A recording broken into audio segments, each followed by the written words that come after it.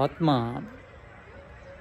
మనిషి జన్మలో ఉన్నప్పుడు చేసుకున్న కర్మలు పాపము పుణ్యము సమానమైనప్పుడు మానవ జన్మ లభిస్తుంది. మళ్ళీ ఒకవేళ పుణ్యం కంటే పాపము ఎక్కువైనప్పుడు ఇక భోగజముల జన్మలు లభిస్తాయి, అంటే మానవేతర జన్మలు లభిస్తాయి.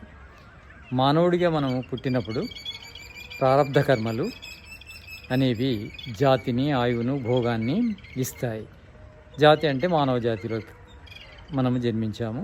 తర్వాత ఆయువు అంటే మనం ఎన్ని రోజులు ఈ జన్మలో ఉండాలి. తర్వాత భోగం అనేటివి లభిస్తాయి. భోగం అంటే సుఖము, దుఃఖము ఎంత అనుభవించాలి.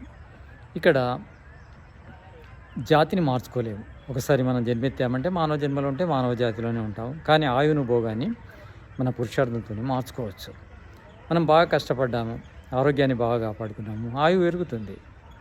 అదేవిధంగా భోగాన్ని కూడా పెంచుకోవచ్చు. పురుషార్థం బాగా చేశాము, కష్టపడ్డాము కనుక మన సుఖభోగాన్ని పెంచుకోవచ్చు. అదేవిధంగా మనము ఎక్కువ తప్పులు చేసామనుకోండి, ఆయువు తగ్గుతుంది కూడా. అదేవిధంగా ఎక్కువ పుణ్యాలు చేసామనుకోండి, మనకు సుఖం పెరుగుతుంది. అంటే పుణ్యము పురుషార్థం ద్వారా పెంచుకొని మనము ఆయువును, భోగాన్ని పెంచుకోవచ్చు. అదేవిధంగా పురుషార్థహీనమై తప్పులు చేసి మనము మన ఆయువును, మన భోగాన్ని తగ్గించుకునే అవకాశం కూడా ఉంటుంది.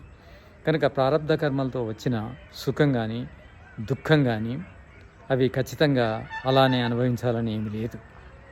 కనుక మన పురుషార్థము పెంచుకుంటే, అంటే మంచి పనులు చేస్తే మన ఆయువు, భోగము పెరుగుతాయి. అంటే సుఖం పెరుగుతుంది, మన ఆయువు కూడా పెరుగుతుంది. అదేవిధంగా మనం తప్పులు చేసామనుకోండి, చెడు కర్మలు చేసామనుకోండి, మన ఆయువు క్షీణిస్తుంది మరియు మన యొక్క సుఖం కూడా తగ్గిపోతుంది. అంటే దుఃఖాలు ఎక్కువ అనుభవించవలసి ఉంటుంది. కనుక మనము పుణ్యకర్మలు చేసుకోవాలి. పుణ్యకర్మలు ఎంత చేసుకుంటే మన జీవితం లోపల అంత మనకు సుఖాన్ని సాధించవచ్చు, జ్ఞానాన్ని సాధించవచ్చు, జీవితాన్ని సద్వినియోగం చేసుకోవచ్చు.